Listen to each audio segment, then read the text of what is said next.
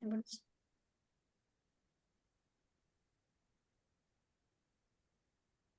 everybody.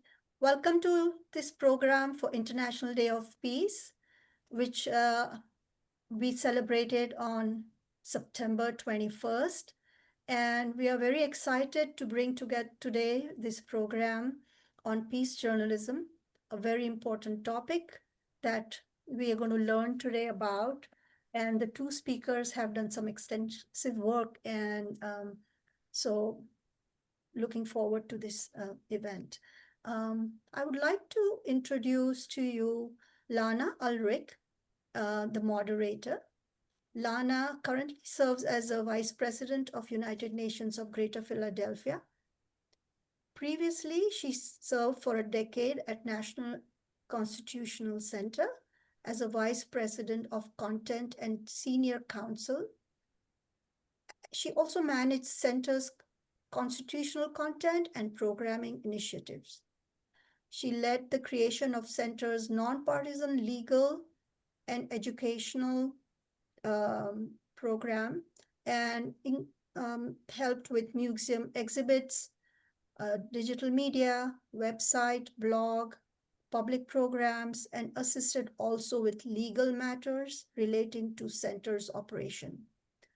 Lana received her JD from George Washington University of Law, where she was a Thurgood Marshall Scholar, and her BA was from Pennsylvania State University. Lana, go ahead. Take this forward. Great. Thank you so much, Manisha. And thank you everyone for joining us today for this program about peace journalism. Peace journalism is a style and theory of reporting and set of journalism practices that aims to report in a way that creates a nonviolent response to conflict. Unlike traditional war reporting, which can create division and has a tendency to be more sensationalized, peace journalism is conflict-sensitive, peace-oriented, and human-centered. The idea was first proposed by Norwegian sociologist, researcher, and practitioner Dr. Johan Galtung, for a journalist to show how a value bias towards violence can be avoided when covering war and conflict.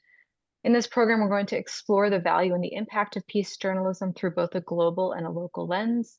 And joining us to help explore this topic and understand the issue more fully are two leading experts and thinkers in this area, Vanessa Bassil and David W. Brown. Before I introduce the speakers, I just want to be sure to note to please put any questions you might have for the speakers in the chat at the bottom of your screen. We'll be sure to address the questions that you have at the end of the program after the speakers have given their presentations. Vanessa Bassil, our first speaker, is the founder and president of the Media Association for Peace. She's a pioneer of peace journalism in Lebanon, the Middle East, and North Africa, where she has initiated projects to train and advocate for the role of media in peace building and conflict transformation. She has visited more than 30 countries to facilitate workshops, speak at conferences, and train journalists, media professionals, and activists on peace journalism and conflict-sensitive communication. She also consults for various local and international organizations. She previously worked as a freelance journalist, and she's the first Arab woman to earn an MA degree in Media, Peace, and Conflict Studies from the United Nations mandated University for Peace in Costa Rica. She also holds 2 BA degrees in journalism and political and administrative sciences from the Lebanese University, and she's currently conducting doctoral research in peace journalism at the University of Bonn in Germany. Ms. Bassil is a TEDx speaker on peace journalism and the winner of several prizes for her peace media activism. Vanessa, I'll turn it over to you. Thank you very much, Lana, for this introduction. I'm so happy to be here today. I'm very excited to have this discussion on peace journalism and share some of my experience also in conducting projects on this subject in Lebanon. Thank you.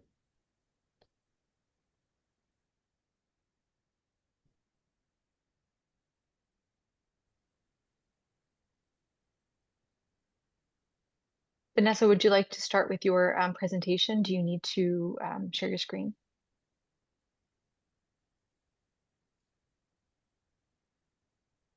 Yeah, I think that you're seeing my screen now.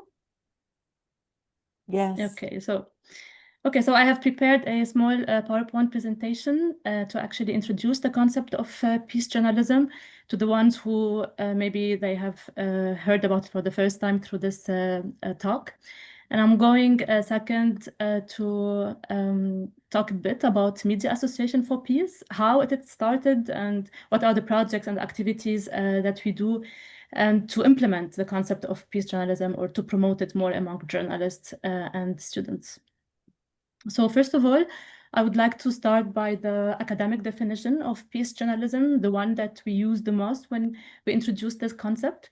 So peace journalism is when journalists select what story to report and how to report it, which create opportunities for society to consider and value nonviolent responses to conflict. So as you can see, the stress is actually on the content of the news and the way the news are presented, the what and the how. Peace journalism is also defined as a public service. It's a set of tools, both conceptual and practical, intended to equip journalists to offer a better public service. So peace journalism is also seen as a public service or as a service that actually means to for the common good, for the public interest. There are some focus on peace journalism that we usually stress on when we introduce this concept and when we train also our journalists and our media students on how to apply it in their work. The first focus is actually on the words that they use, the language, and the images, because I mean, journalism can be written journalism and can be broadcast journalism. So words, language, and images can be applied on different fields.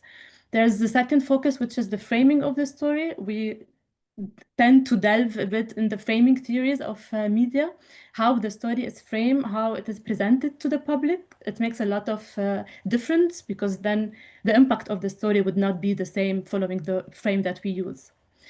The third focus is related to the consequences of reporting. And I think here the idea of ethics is very important to stress on because we think that if journalists do not follow ethical principles in journalism, then we will not be talking about peace journalism, but we'll be more talking about war journalism, which is really the opposite of peace journalism.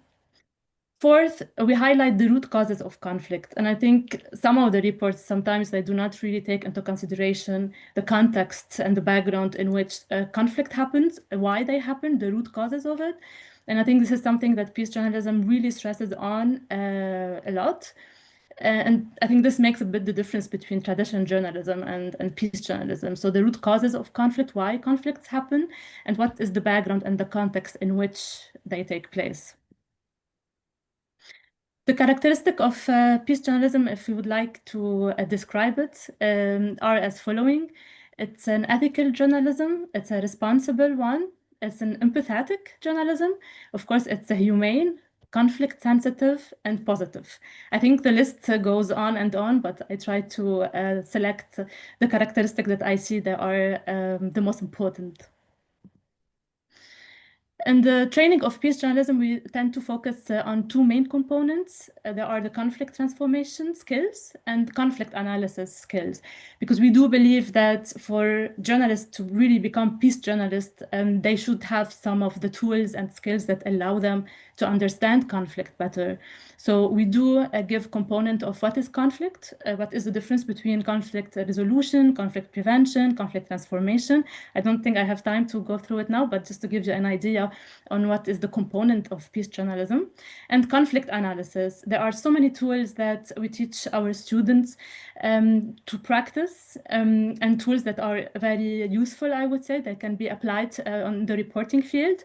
And they help the journalists to actually understand the conflict better and describe it better, and therefore report it in a more constructive way. We define peace journalism also as a bridge builder between different actors in conflict. So as you know, conflicts are maybe two actors or more than two actors. They can be different actors. So conceptually, we try to describe peace journalism as a bridge building between all these different communities that often they are in conflicts because of opposition in their interests or in their needs or in many other reasons of conflict.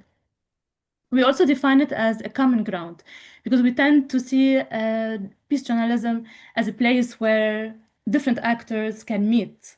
And when we talk about common ground, we also mean by it sharing similar needs and positions and interests, showing the actors of the conflict that they have these similarities.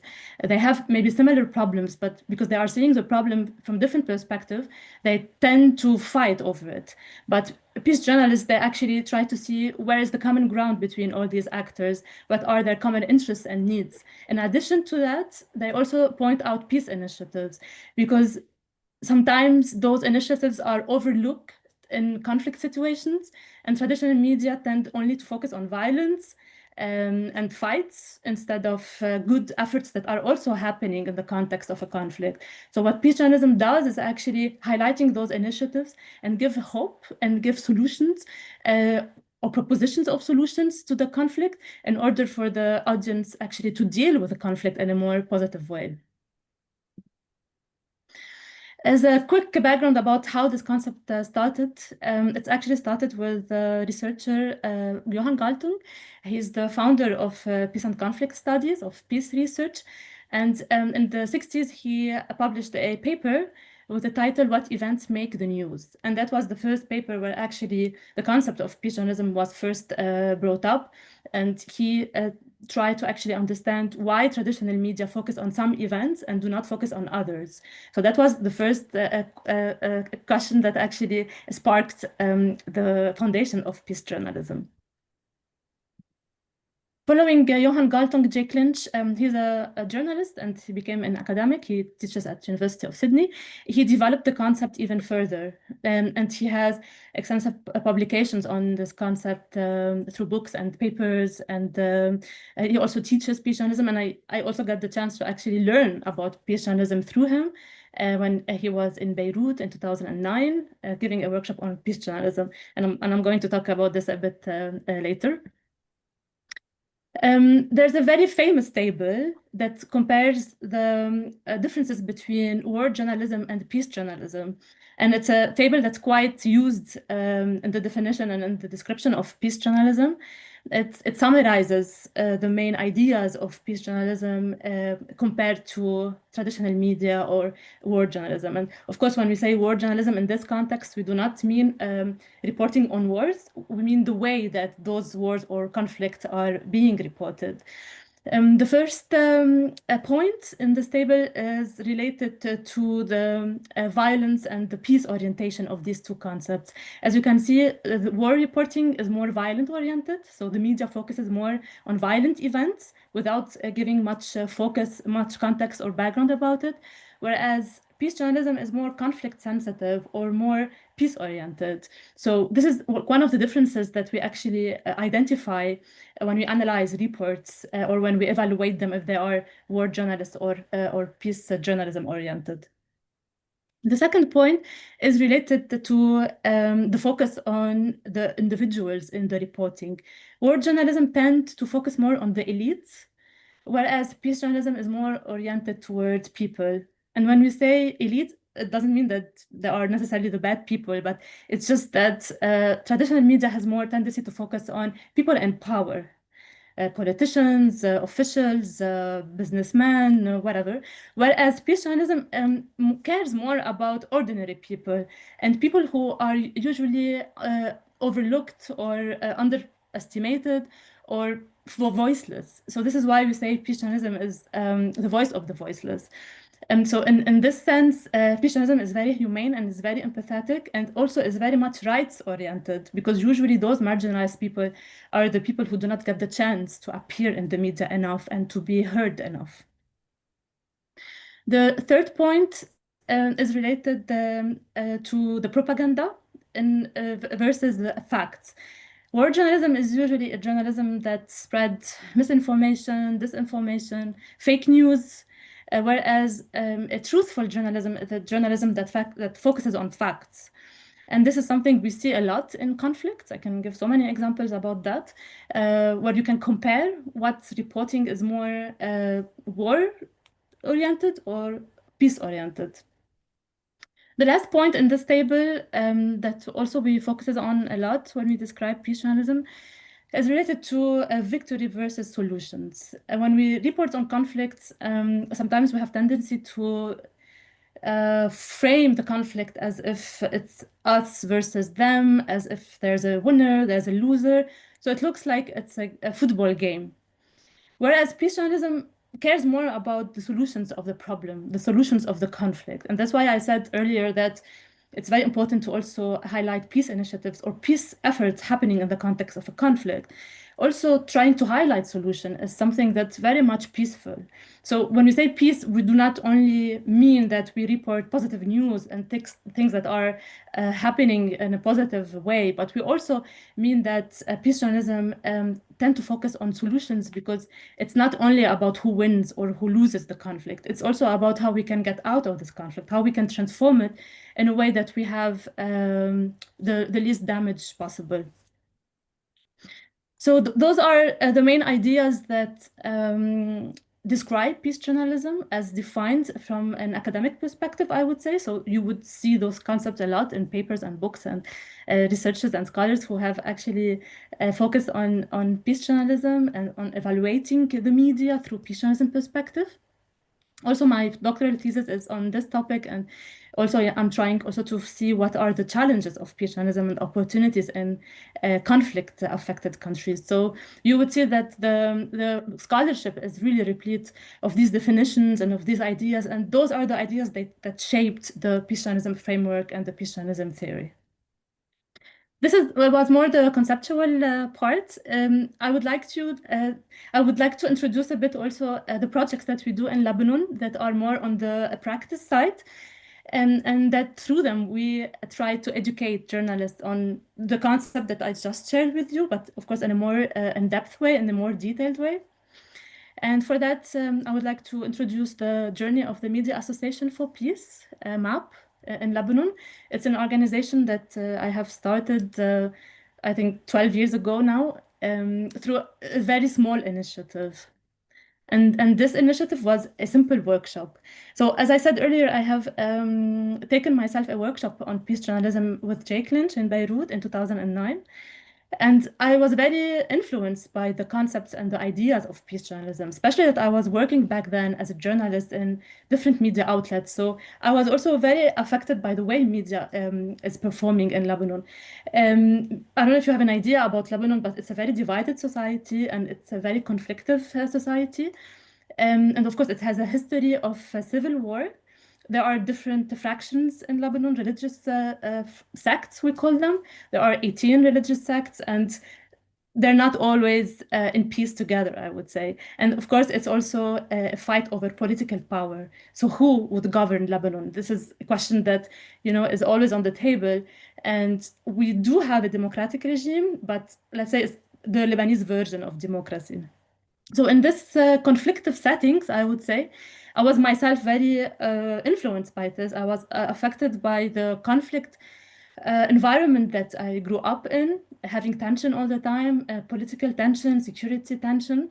And since I learned journalism in university together with political sciences, and since I was working as a journalist and I got introduced to peace journalism, I thought this is a great idea to actually promote and to spread. I wanted other journalists to also learn about peace journalism because I thought that if we all together work towards this concept, we can make a change in a country that has a lot of conflicts and has a very complicated situation. So that was my motivation and that was my dream. And to make this happen, I started with a very small initiative back in 2011. I brought young journalists and media students from different universities. I was a student myself. So I was able to reach out to them, from a student to a student. So let's come together and let's talk about the role of media in peace. And the workshop was for 5 days, so it was a very long workshop. It was also a residential workshop. And I did not know what to expect from this workshop, right? I mean, I just wanted other people to know about it and to learn about peace journalism, but I wasn't sure what the outcome would be. I was very happy that it was very successful. And many students were actually asking me to organize another workshop. But of course, I did not have much resources to actually organize a workshop. So I applied for the British Council competition back in 2012, and I won the competition. And the financial prize that I actually got helped me to organize another workshop. So that was the second workshop that I organized on peace journalism. Before becoming a trainer myself, of course, I brought other trainers because I was also learning how to become a trainer back then. And so I had experts, journalists, and professional people coming to join the workshop and to give those information. It was very helpful for the journalists, for the media students, and they really like the idea of peace journalism. And I think it also gives them a lot of hope that actually we can do something if we have the right knowledge and skills for that. And right after these two workshops, I have gathered the two groups that I have trained on peace journalism in the mountains of Lebanon, and it was a camp. And in 2012, in this camp, we decided to become the Lebanese Young Peace Journalist Group, a group of journalists and young people who actually have a dream to make peace in Lebanon.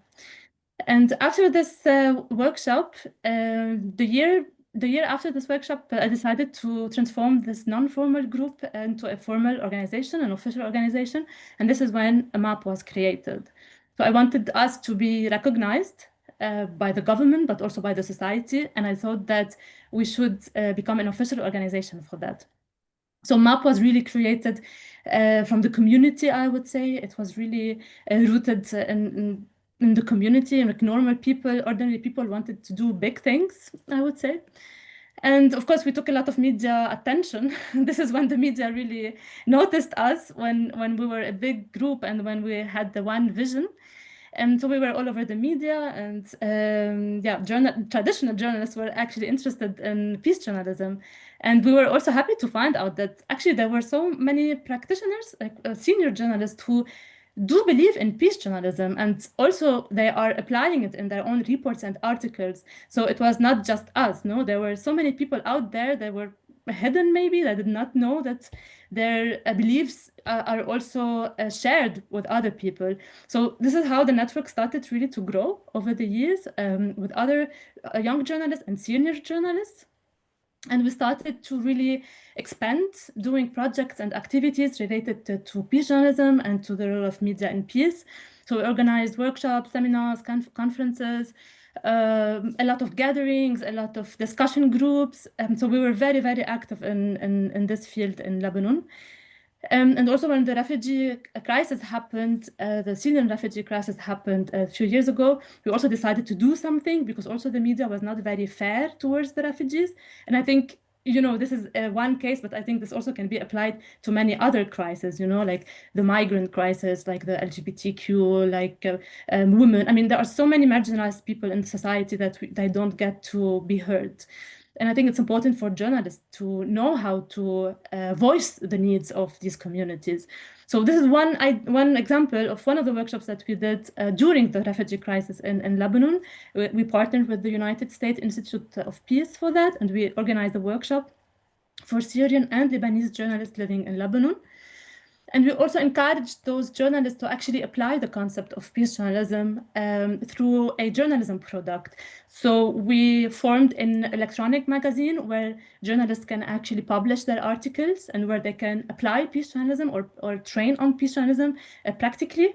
So we visited the camps, we interviewed the refugees there, and we tried also to highlight not only the problems that they are facing, which are very important, but also inspiring stories about them, you know, like how are they doing to cope with the hard reality that they are living in. So also showing empowering stories, no, encouraging stories about refugees, and to try also to build those bridges between the host community and them. So this is one way of how peace journalism can actually play a positive role, and how it can, you know, be active. We also organized a training of trainers, Deutsche Welle Academy.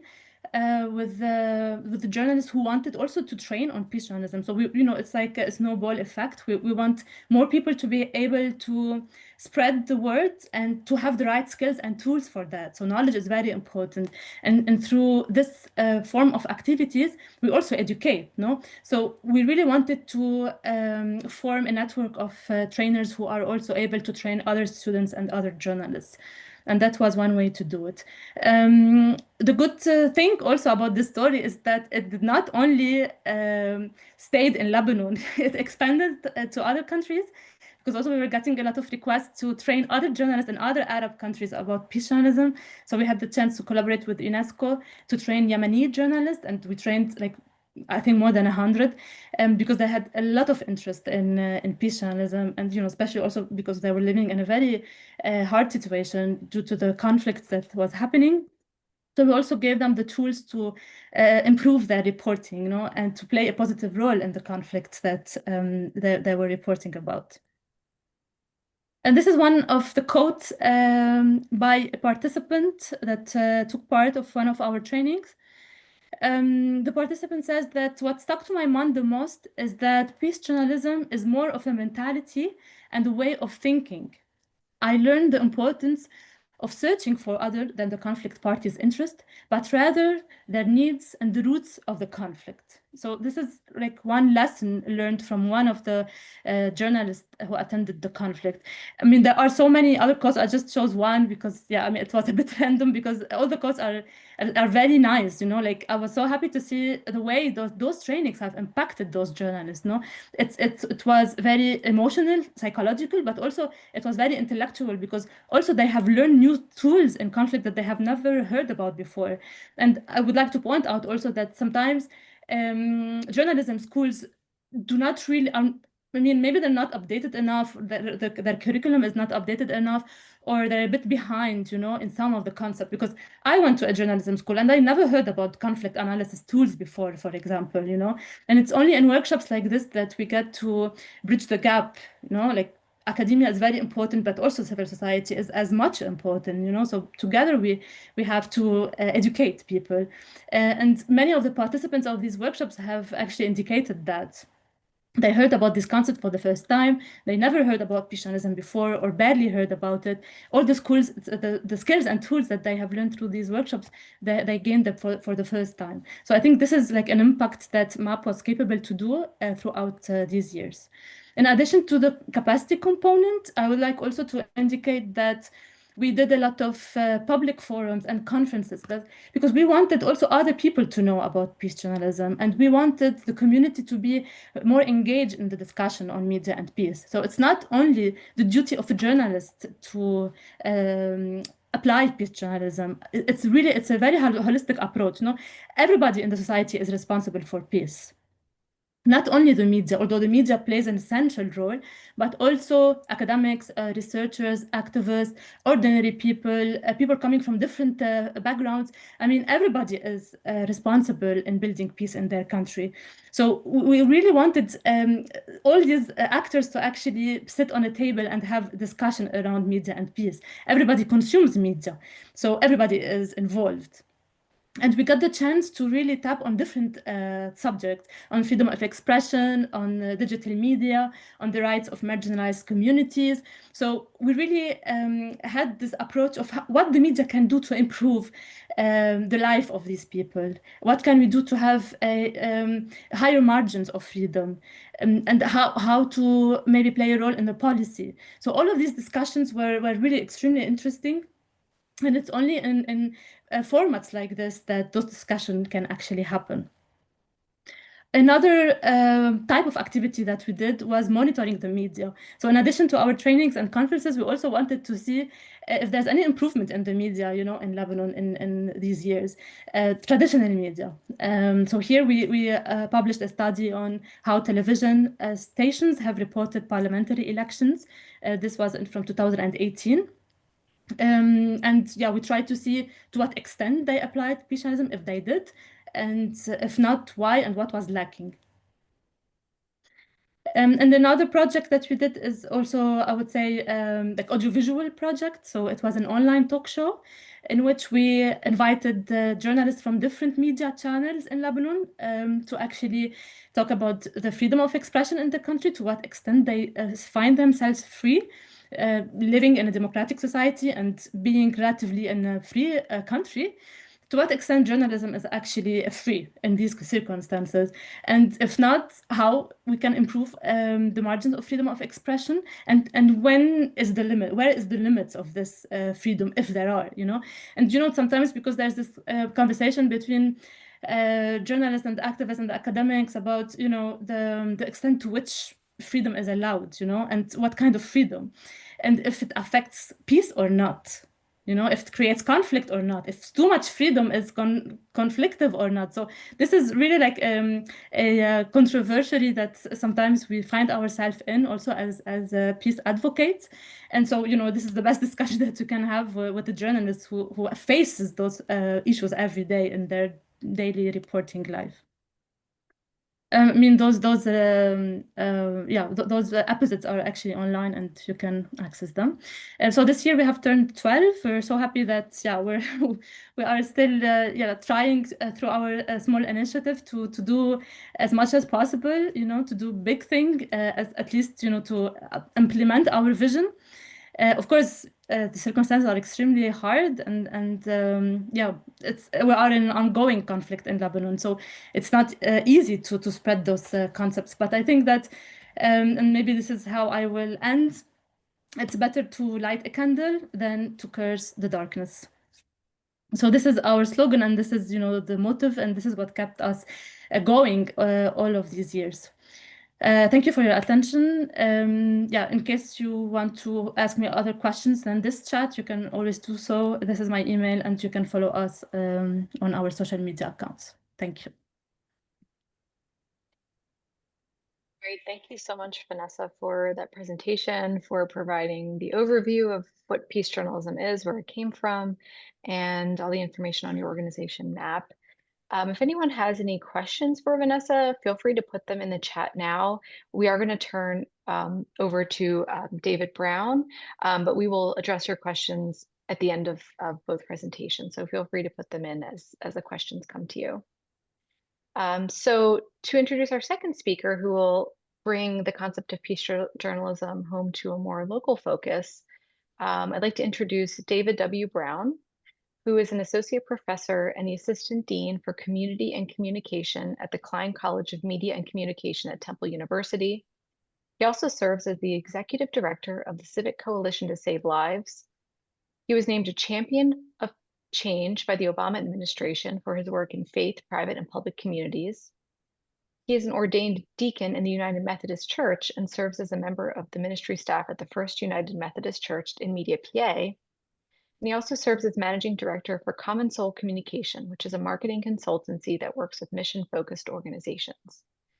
Reverend Brown has owned or managed 5 advertising public relations firms throughout his more than 30-year career and has helped guide the strategic direction for nonprofit and other mission-focused organizations. He's the only living African-American man inducted to the Philadelphia Public Relations Association Hall of Fame. This morning, he published a piece in the Inquirer, which focuses on how we can use the historically low gun violence numbers in Philadelphia as momentum to save even more lives going forward. Thank you, David. I'll turn it over to you. Thank you so much, Lana, and Vanessa. Thank you so much for your presentation. I see some familiar names on the screen, either names or pictures. So really appreciate the opportunity to have this conversation. But also, I want to be able to kind of frame some of this as it relates to the wonderful information that Vanessa provided. And at the same time, we want to be mindful of time, because I have found when we have these types of conversations, some of the most insightful portions of that are when we have Q&A and dialogue. So I want to make sure that I frame this all correctly. And just for some of the folks, because I know that there may be some folks who are not from the Philadelphia area and so forth. So what Lana had just shared in terms of the Inquirer happens to be our paper of record on a major outlet here in Philadelphia, but also kind of recognizing that I want to draw a little bit of a distinction from what Vanessa provided in terms of peace journalism and how that fits into an urban context. So let me give you a very quick perspective on that. And what I need to shape just very quickly is that I'm born and raised West Philadelphian. Grew up at a time, no, I'm not going to do the Will Smith rap. It's not going to happen. But I grew up at a time, in particular in Philadelphia, where we're having pretty significant gun violence. I happen to have had the good fortune of surviving a drive-by that never occurred, which is a good thing, at least for me. I was a teenager at the time, and actually that kind of set me on my trajectory to the work that I do now, because I happened to, when it happened, was I did not want to be another statistic on the street, a young Black boy who was at the hands of gun violence.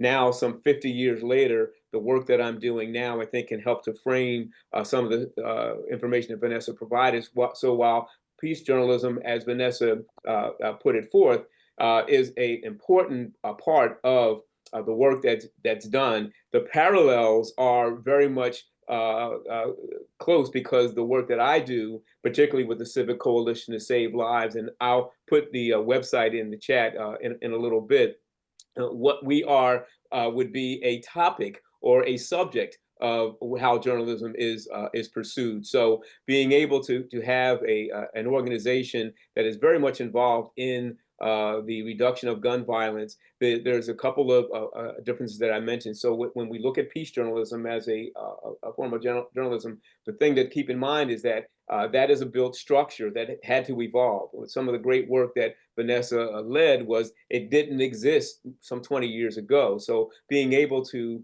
have the focus on peace journalism, because there's been so much focus on war journalism, where you're looking at conflict as opposed to solutions, that is very much where it helps the work that organizations like the Civic Coalition does. So as a very quick context, the coalition was started about 3 years ago, and those folks who are from Philadelphia might recognize that we were in a much different place at the time, and that the gun violence was really going through the roof.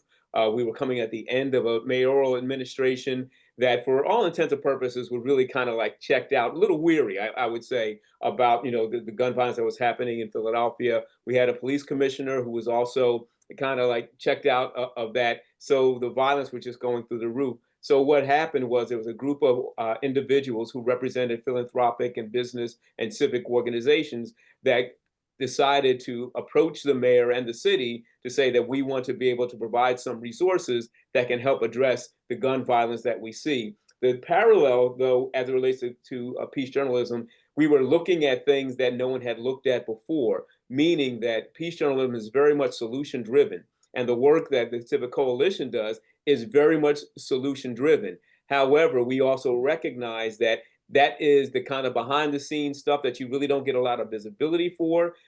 So if you don't get a lot of visibility for it, you may not get a lot of support for it. However, even with that, this organization decided to smarten itself up when it looked at how it could do some things that would make sense in terms of driving some of the numbers down. So when you look at violence, particularly gun violence, and I'm going to compare this a little bit to what Vanessa had offered already. While in peace journalism, there are protagonists, someone who is a conflict, and there's chasms between people, ideological differences, and so forth. In our context for urban violence, we're really looking at how can we reduce gun violence. It may not necessarily be an enemy, except for the social determinants that are causing some of this violence. So being able to understand some of the complexities of what happens with gun violence is a very, very important component of, that's very much similar to what Vanessa had offered already. You have to understand the context and the environment in order to understand how can you then reduce that violence and improve that environment. So the three areas that we looked at in terms of gun violence was prevention, intervention, and enforcement. Those are the three main areas where, when you look at gun violence, you can make a difference.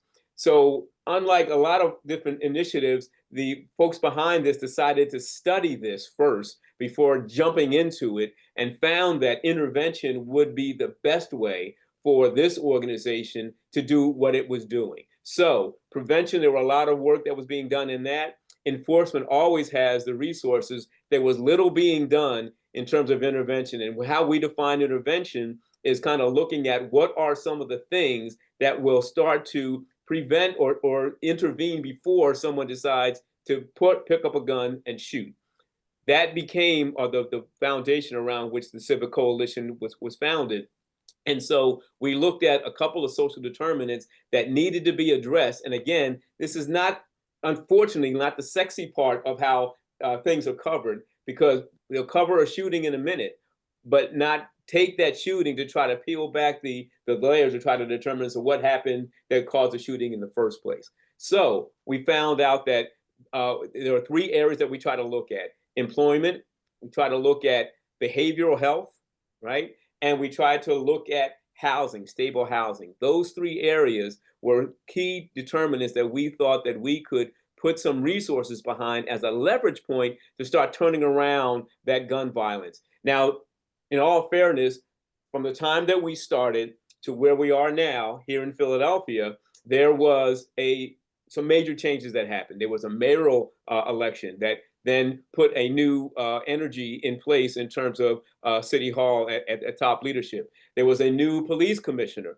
who had, again, a different focus about looking at how gun violence happened and how things could move forward. The economy started to change. There were a lot of major factors that started to happen. So where we find ourselves now, 3 years later, and the article that Lana had referenced this morning in the Inquirer was our attempt to look at, we're just 2 days away from the end of summer. And typically when you look at gun violence in urban environments, summertime numbers peak. They really spike up because there's a lot of things that are going on. For us, for 2 years in a row, that didn't happen. The spike didn't happen, and the things are starting to trend down. We find ourselves on the precipice of October, and if we can get to the end of the year, we might be looking at a 60-year low of gun violence in Philadelphia. Philadelphia, the media also reported that our neighboring city, Camden, had no homicides, gun homicides over the summer. That doesn't happen by accident. That happens with a degree of intentionality. And I think what Vanessa had shared before is kind of looking at and really applying some evidence-based strategies to see what's working, how to not only report on those things, but also how to inform other reporters and other media outlets about things that you can look at. Because when you underreport some of the areas, particularly whether it's peace journalism or when you look at how gun violence is reported, unless you start to peel back the covers and tell the broader context of the story, you're always going to, and when I say you, I'm talking about elected officials, leaders, and just everyday people. You need to have that kind of information that's going to be out there that will help to change the narrative. When you change the narrative, you can start to change the support of where those things are starting to happen. It is a very intentional strategy. The other thing that I think that Vanessa had mentioned before, which I think is very important, is information sharing. Being able to bring people together, even they may be in different neighborhoods, they may be in different countries, the common denominators start to come together, and the whole idea of looking at what I'm calling better practices as opposed to best practices, because what we do know about the work that we do is that once we do it, someone's going to come along and try to do it a little bit better. So if we're always evolving in that way, then we're going to be able to have an opportunity to really continue to see these significant gains moving forward. The op-ed that I wrote this morning, though, is really focuses on a very key point, because I think what happens, and I'm sure there might even be a parallel to what Vanessa had mentioned before in terms of peace journalism, how do you break through the narrative? Because if people, readers or institutions are always used to one narrative, how can you start to get them to embrace a different narrative? Both are factually based as opposed to misinformation or disinformation, but how can you start to use that to have some momentum that's moving forward?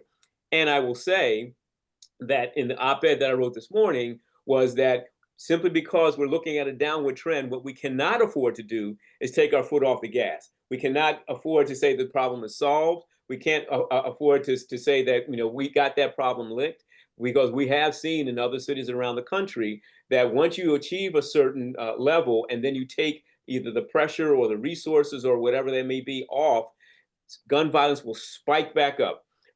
So it really does require a collective and coordinated effort to make sure. And I think one thing that I'm very proud about in Philadelphia in particular is that, good ideas don't care where they come from. We as a coalition, we don't need to get the credit. We don't, because no one organization is going to be able to do what we're doing. And I think you see that in terms of what Vanessa had shared before in her presentation. It takes many levels. It takes a lot of different resources. It takes coordination. It takes measurement, data-based in terms of looking at, are things working, and being able to recognize if we can figure out, are things working, and if they are working, how can we help them to work differently?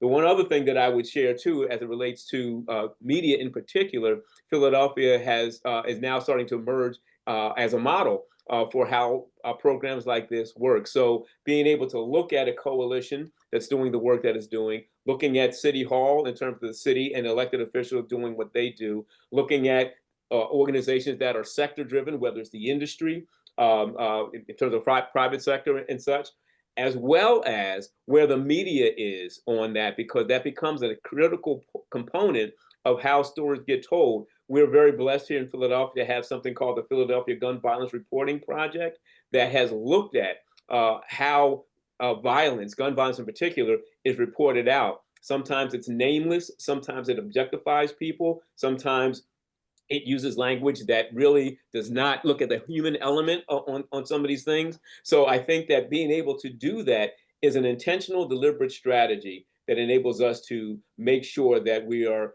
reporting in the right kind of fashion.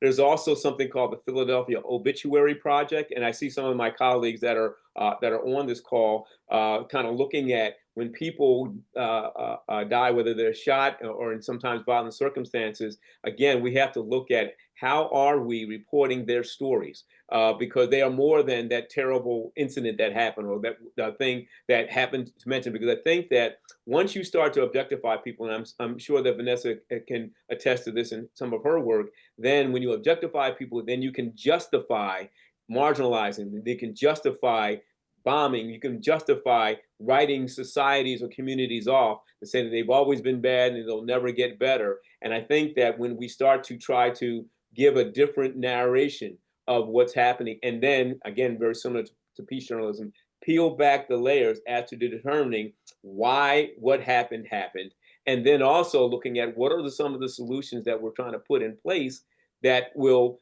after the shooting, because I don't think we will ever get, and I'm a very optimistic person, and certainly as a person of faith, I'm very optimistic that we would get to zero. That would be wonderful. But what we also recognize that one life lost is one life too many. So we have to kind of be very realistic while we're still tracking our numbers in terms of looking at how we're going to measure our success.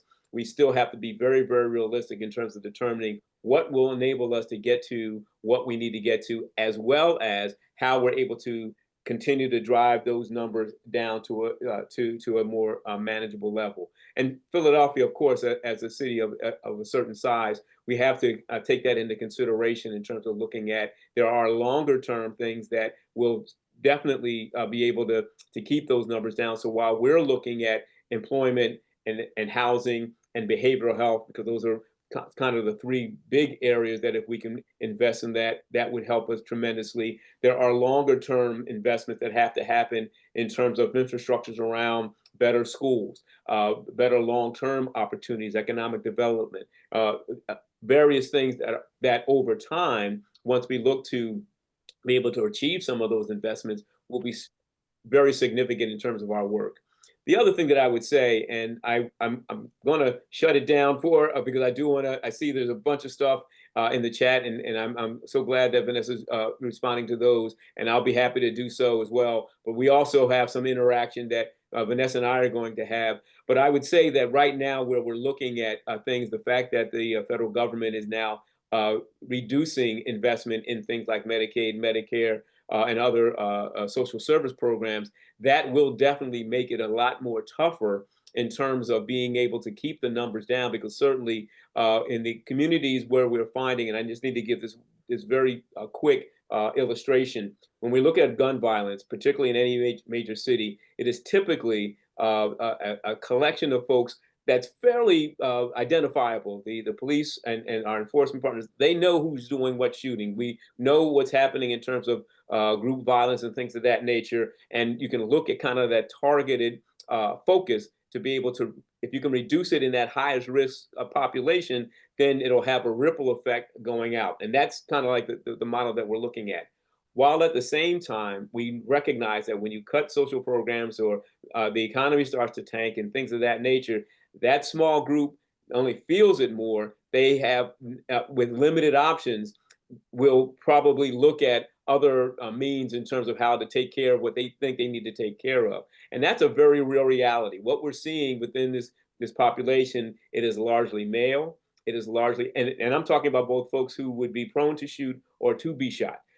Largely male, largely African American, and other social determinants like poor education, poor job prospects. I mean, you can almost predict when it's going to happen. So we, in terms of the work that we're doing, have to do both the short-term stuff as well as helping to fuel the longer-term stuff, because otherwise what you'll see is a pendulum swing that will swing back the other way, and that will have the kind of ripple effect that is hard to get that momentum to move it back in the other direction. So with that, I'm looking at the time. I want to kind of wrap this up because I definitely want to be able to answer questions that that are being posed in the chat. And I know this is, I will admit that I've learned so much from Vanessa about peace journalism. You may see in my background, I've got a cherry apple behind me. I'm at Temple now, so being able to be in the Klein College where we're trying to teach students about peace journalism and what it is and what it means,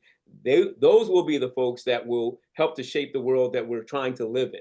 And if we can do our part on the coalition side to be able to address where the problems are most grave and being able to work with our other partners who are in the prevention space and in the enforcement space, we will have the opportunity to ride that momentum and keep the foot on the gas that will enable us to have a society that all of us can benefit from. So I'll leave that. And I also, last thing, Vanessa's wonderful quote about being the candle in the darkness. I am, as again, person of faith, we recognize that darkness cannot overcome darkness. Only light can overcome darkness. So I look forward to both the conversation, your questions, and our ongoing dialogue. Great. Thank you so much, David. And thank you for providing that overview of your work to help reduce the gun violence epidemic here in Philadelphia, as well as tying that into the broader concepts of peace journalism that Vanessa talked about and how they can play out at the local level and how important it is for everyone to learn about this, especially journalism students. I have a few questions. We've got some great questions in the chat. Before we do that, I just want to briefly turn it back over to Vanessa to see if you have any thoughts or reflections just on what David said, just to provide you and David the opportunity just to engage briefly, and then I will begin asking the questions. So again, for everyone here, if you have any questions for Vanessa and David, please put them in the chat now. But Vanessa, if you have any maybe just a very fast comment. I feel that when David was speaking, I was really thinking about how peace journalism is global, to what extent, this concept is really international. We might think that the global south has more conflicts and more violence, no? But listening to you, David, I can relate very much, and you can relate to me as well, although we're coming from two different parts of the world. And yet I feel that we relate in so many ways, and the issues are really very common and very similar, and we are kind of suffering from the same thing, So this really proves how much this concept is really needed all over the world, not just in conflict affected areas, as they are called, no? Every country, even in the West, is suffering from something and does need some solutions to those problems. So this is really an idea that really struck to my mind when you were speaking. Absolutely. And I think that, fortunately or unfortunately, depending on your point of view, these things were born out of crisis, right? That there are, and also recognizing the power of journalism and storytelling.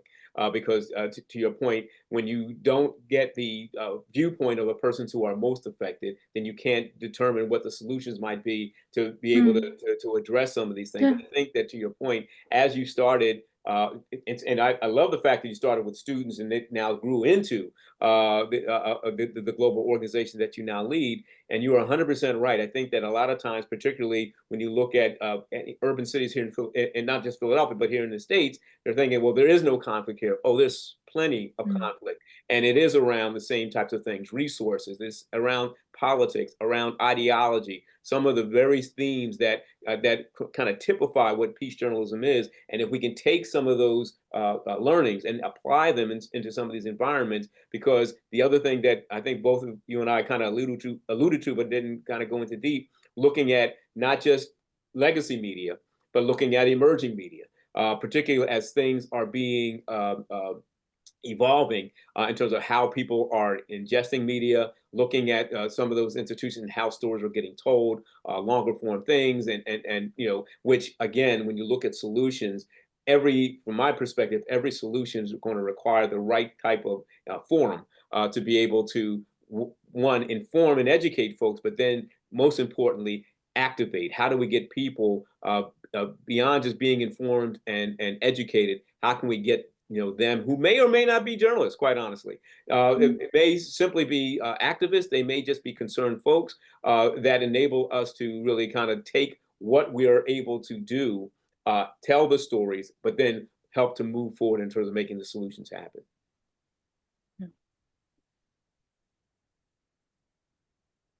Lana, I think you're muted. Sorry about that. Thank you, David.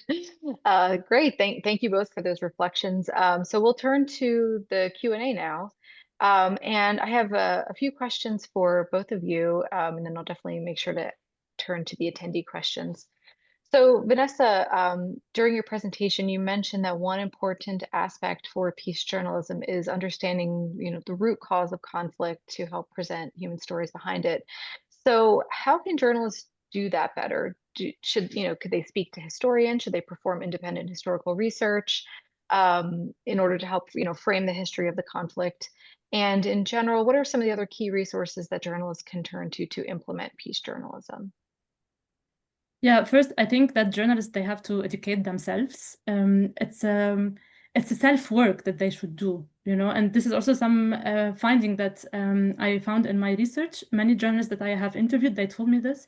They said that we have to work on ourselves continuously through reading, through attending workshops, through interacting with other people, through self-criticism also, no? They have also to question their own beliefs and their own learning, so a lot of unlearning should happen also on the journalistic level, on the individual level. But I mean, sometimes also journalists, they do a lot, but also they do not get the support that they need. So I think also on the policy level, we should also help journalists to know how to cover conflicts in a better way. And when I say policy, I say also resources. So implementing policy that would actually provide journalists with the right resources in order to understand the conflicts better and therefore to report on them better. And there's something also that I have noticed through my interviews is that sometimes there's also this editorial decision of wanting to reporting fast on conflicts. It's like we don't have time, like we just have to produce reports in a quick manner because there's no time. And I think this is a bit challenging because we cannot just, underestimate conflicts this way. And we cannot take the risk of reporting on conflict without understanding as journalists, what does it mean? And sometimes there's this parachute reporters that start to report on international conflict without understanding anything about it, and because they're not well equipped, they're not ready, and something happens and they have to report it straight away. And I think this is a bit tricky because if you're not well equipped, about the conflict that you're reporting about, you risk to disinform people and to mislead them in the understanding of this conflict. And as a consequence, you react in a negative way towards this conflict because you are not getting the right information about it. And I have plenty of examples to give about this, in traditional media. So there are so many challenges that journalists face when they're reporting on conflict. Some of them, they are responsible about it, and some other aspects, they're not really the only responsible about it. If I can just jump in as well, because I think what we're even seeing here in the States, the fact that there's been such a very more recent but very large disinvestment in media institutions. And I think that what Vanessa's mentioning, particularly how do you then provide the kind of funding and resources that will enable us to get away from deadline-driven writing and be a little bit more reflective, get the broader context, and also kind of recognizing that there is, certainly an intent not to tell certain stories, which, the only way to do that is to, and I think that Vanessa had a great point in her presentation about, it's not just the reporters, it's the editorial management. If stories are being suppressed simply because either I don't understand it or you got to get it out, it's not getting enough eyeballs, not getting enough clicks, then we run the risk of having stories underreported, or even worse, have disinformation or misinformation to get out there that could reinforce, honestly, loss of life. So I think that when we find ourselves, and I know that folks who have been watching the media here in the States more recently with Jimmy Kimmel and the Charlie Kirk and the all the things that have happened, that is happening in real time. And one thing that I'm finding, and I just want to point this out, that here at Temple, we have had to recognize that a lot of our students, this is the first time that they're seeing some of this evolution of how stories are reported in real time. And an assassination that was, that viewed, on social media before it got into traditional media, how quickly things are moving, and then not being able to peel back or not having the willingness to peel back. So what's created that to be able to now understand the larger context? And I think that that is something that on both sides, I think that, again, what Vanessa shared, that where we share our view is that we, both as consumers of media as well as producers of media, have to find ways to tell the broader story, because these things come from somewhere. They don't come from nowhere. They come from somewhere. And for us to have the ability to talk about that somewhere will help us to develop a better understanding of where we are, and more importantly, how we can get to a better place. Yeah, exactly. And drawing also on what you said, David, I came across a concept yesterday that it's relatively new. It's called slow journalism, as opposed to the fast journalism that, always doesn't have time and breaking news. And so, I mean, it's also a good reflection, no? Like how we can also change the way journalism is being performed, because it's affecting a lot of lives. Let's slow down and understand what's happening before communicating to the general audience. I'm talking about professional journalists, not the citizen journalists or the influencers or whatever, the people who are really trained to present a accurate information. So maybe it's something also to learn about, slow journalism concept. Absolutely. Yeah, that's great. And just building on your comments, David, and your reflection on what Vanessa said, I was wondering as well, you mentioned the Philadelphia Gun Violence Reporting Database and some of the things that you've taught, local media to consider when reporting on gun violence. And similarly, do you think that, having resources to understand historical context better will also help reporters to cover that issue more fully, especially as it's happening kind of in real time? Absolutely, Lana. Thank you for mentioning that, because I think that, and then this goes back to both also what are the reporters getting in terms of their source materials, kind of looking at historical perspective, and then reflecting that into what we're reporting, because the old adage, if we don't learn from history, we're doomed to repeat it. And now I think even we have to make sure that we're accurate and factual about what history is.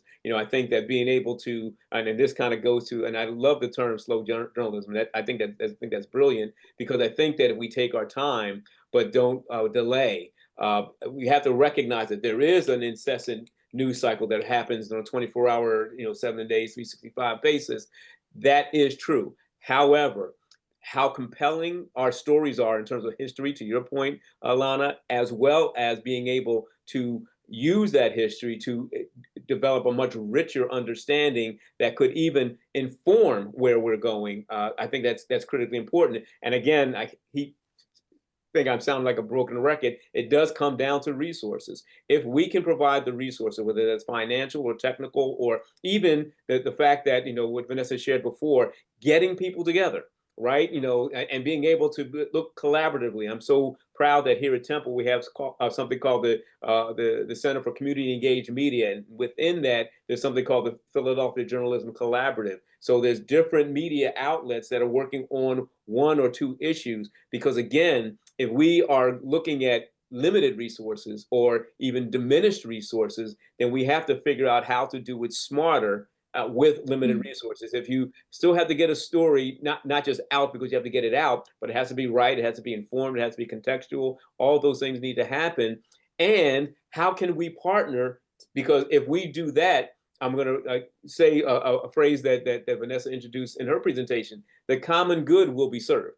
Because I think that if we look at how these things are done, it's not to serve one party or another. It really is to lift all boats with the tide. And if we have a media outlet that is much better at researching history, let's take that, because we're not scooping each other, we're literally collaborating to see how we can get a very important story, and stories plural, not just one, but stories plural out, that will help to not only lift the boats with the tide, but understand why the tide went down in the first place, and how can we get it to a point where it is both manageable as well as something that can help us learn from where we were to stay at where we're trying to get to. Yeah. Right. And there's also the notion of investigative journalism. I think this is something also that should be supported, because it's requires also resources, no? I mean, an investigative report is costly and does take time. But what about the AI? Because now there are so much discussion around journalism and artificial intelligence, something also really to delve into, you know? Because maybe it can save time, maybe it can help journalists to get more accurate information, maybe in good time, let's say, if they don't have time to really, read or ask historians or whatever. There are so many tools that I think we should really think more about and know how we can use and for our profit and for the benefit of the society. I think that's what we should do. I mean, there are so many things out there. We just need to know how to get to them and how to collaborate also to make use of these. Absolutely. So we have a question from Manisha for Vanessa. Can you give an example, Vanessa, of successful coverage based on the concept of peace journalism? Is there any example that comes to mind anywhere in the world that's maybe successfully implemented this concept so far? Yeah, I mean, I'm just going through all the peace journalism studies actually now that have been conducted around the world when they were studying the conflicts, in different continents. Actually, most of the papers have concluded that the traditional journalism, I mean, is war journalism and is predominant in the reporting, right? But there are also some studies that have actually evaluated the reporting as a peace journalism. And I was also a bit surprised to see that, no? I mean, I'm not surprised that it's not the predominant narrative in the media, but I was happy to see that there is some maybe improvement. Yesterday, I read a study about the Russian-Ukrainian war that is covered by Gulf outlets, rather in a peace journalism manner than actually in a war journalism. I did not get the details, but it's on my reading list. So, I mean, this is a recent conflict. So there is something that we can base on to see that peace journalism is a bit, growing, let's say. And maybe people do not even know that they are practicing peace journalism, no? But it's about, being equipped with all these skills that help journalists to become peace journalists. So I think there are some examples that are successful. Not all conflicts, I would say, they are being reported in a balanced and fair way and a just way, but there are some cases that we can rely on and we can take as an example actually. If I may, Lana, I just want to very, very quickly, one of my colleagues that's on this is Dr. Andrea Wenzel, who is one of my colleagues here at Temple. She led an audit of our the Inquirer some years ago, which I think kind of gets to what Vanessa was saying before about how do you measure whether you're making progress and what's moving forward. That audit helped to kind of take a look at, because you think that you're making progress or you're doing it well until you try to determine quantitatively that what needs to happen and being able to measure some of those things. And her work led to me leading a team at the Inquirer about looking at how they do everything from their editorial policy to how news is reported. It has made that work has created other things like a community news desk and other things that that are being reported. And I think the point that Vanessa made is that somebody, and sometimes that doesn't exist until you make it exist, has to watch, has to monitor, has to measure, has to implore, and hold people accountable because I think it becomes, and I love what Vanessa said about AI tools, how we use those tools and how those tools are used could be for good or could be for ill. And how we're looking at those tools that can make things better. I think that could be a very, very important way, because that is something that's going to continually evolve as we look at the work going forward. And I think that initially, particularly in the journalism circles, it was a degree of resistance that, don't want to be replaced by AI. But now being able to how to use AI tools more strategically to make you a better journalist, that becomes a whole different kind of thing. Because again, if we're still kind of dictated by the clock in terms of getting things out, even slow journalism has to be informed journalism, right? So, Yeah, and sure. being able to move those things in such a manner will determine how much it will continue to grow. Last thing I'll say, and I see my colleague, Dr. Renzo, is put on the camera. I'm not sure if you wanted to add any point to that. Okay, she says no. But one of the things that I wanted to point out is that the fact that, we're having these discussions right now, these are discussions that have to continue. These types of forums have to, be initiated. And I also found that when you don't have a formal collaboration, those informal partnerships are really, really critical, because we need to have the ability to learn from each other to try to determine what's working, and also kind of anticipate what will work as some of these tools start to emerge. Right.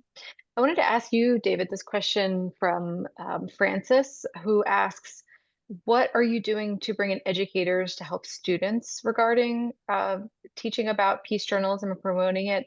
And it actually relates to a question that you mentioned your colleague Andrea put in the chat, speaking about, as a journalism professor, how to have recommendations on how to teach the subject and how to teach students on how to cover these topics that are in the news.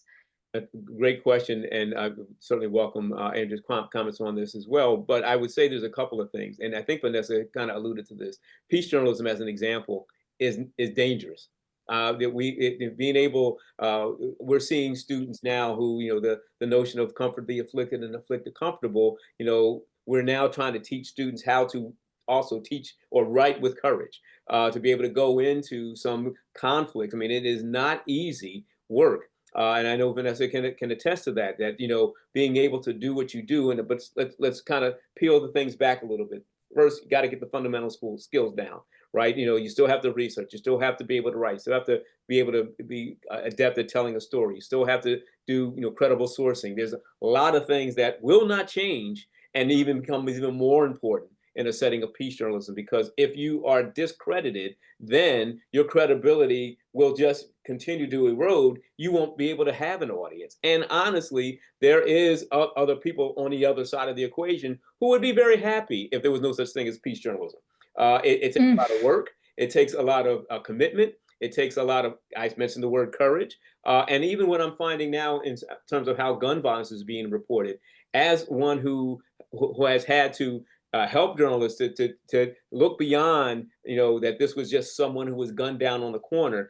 What happened before that? Why is that important? Not only because it's a compelling story, and it is a compelling story, though tragic, can still help us to learn from those simple instances. And I think, too, looking at, and again, referring back to Vanessa's presentation, there are some fundamental foundational types of things that will be in place regardless of the circumstance. So in our case, in terms of gun violence, we know already some of the predictors, right? So being able to kind of not only recognize them, but to write about them and then try to determine, so how can we hold people accountable for making sure that those things are addressed? This kind of gets to the point, Vanessa, that you made before about investigative journalism. Temple, we're very proud that we have something called the Logan Center for Urban Investigative Journalism that is taking on some of these things from a very intentional way, kind of looking at these are tough stories to write. They have to be well researched. They are very compelling.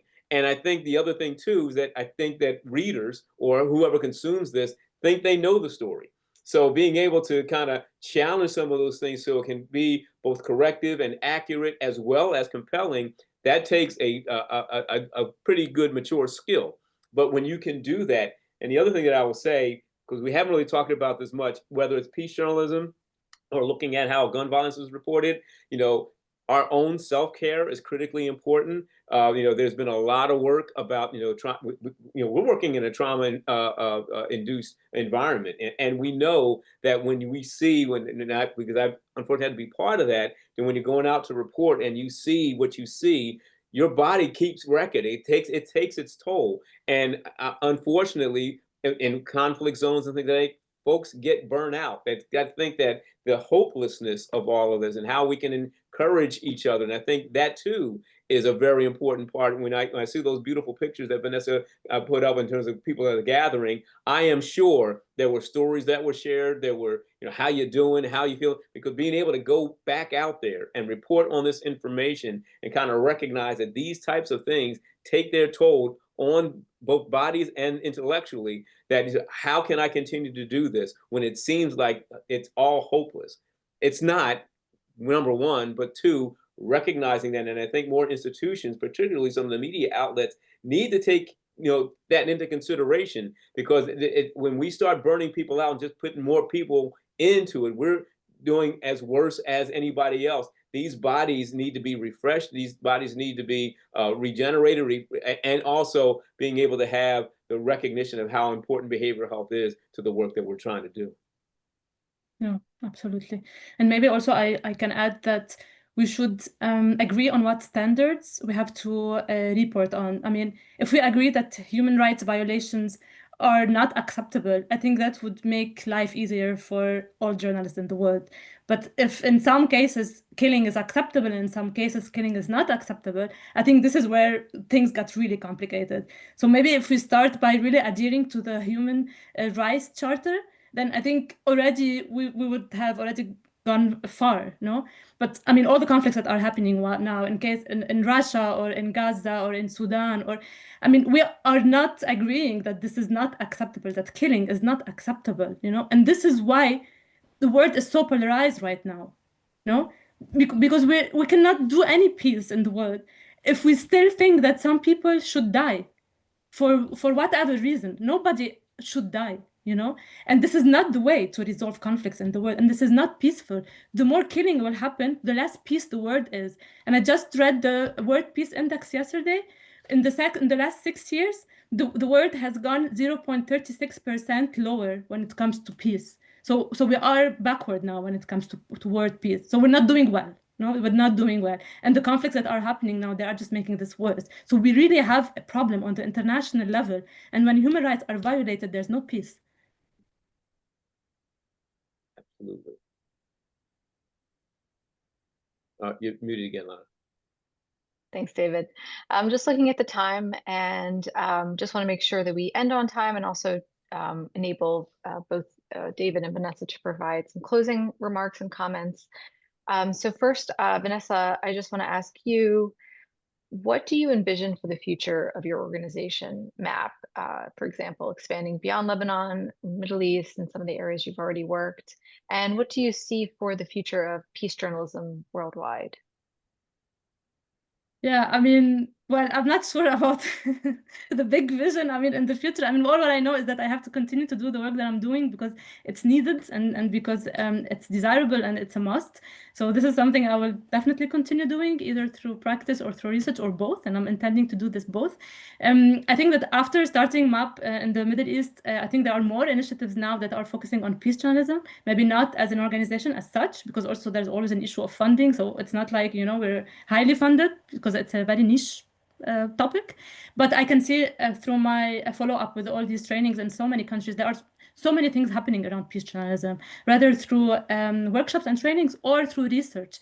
And I can see, I mean, I did my master's 6 or 7 years ago, and I did my literature review on peace journalism about projects and research, and I can see now that this number is higher. So it has increased over the last 10 years or so. So I can see that the world is more engaged in peace journalism. It's not where it should be yet, right? And MAP or other organizations should do probably more work and collaborate more and try to fundraise probably more, because as David said, we need resources. Like, we cannot deny the need for that, right? So we do need support, of course. Otherwise, I mean, yeah, I don't know, I will open a bakery or something at the end, but I do need support also to continue like doing this work.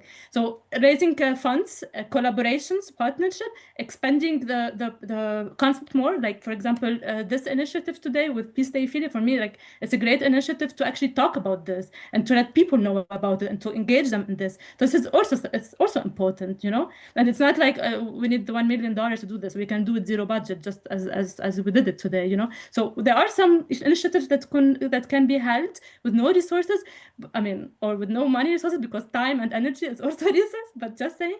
And there are some projects that do require financial resources, no? Workshops cost money, conferences do cost money, projects, I mean, products, media products do cost. So we do need to fundraise. And I do not know how to move forward with this, because honestly speaking, there's a very little funding when it comes to media development in the world. It's only 3% in the world in general. And of course, I mean, I don't think now that Lebanon is really in the focus when it comes to that, you know. So there's this struggle. But yeah, I mean, my vision is definitely hopeful. I do have hope that peace journalism is going to grow even more in the next few years based on data. That's for sure. My own organization, yeah, I think that it will still be there and will still do workshops and train students and journalists how to expand and grow more. I have no clue, because it's something I figure out while doing, I think, like I always did. And yeah, and I mean, for me also, I mean, if you guys spread the word, no, like you talk about peace journalism, you try to also probably initiate activities like this. You try to be more critical about the media. You try to encourage other people also to have the critical lens when they read the news. I think this is also application of peace journalism. Great. Yeah. I'm glad you mentioned this program and everyone here. I just want to call out a comment from Diane Perlman, who mentioned that she worked with Dr. Johan on the editorial committee of Transcend Media Service, and is working in this area, it seems, as well. So thank you, Diane, for sharing that.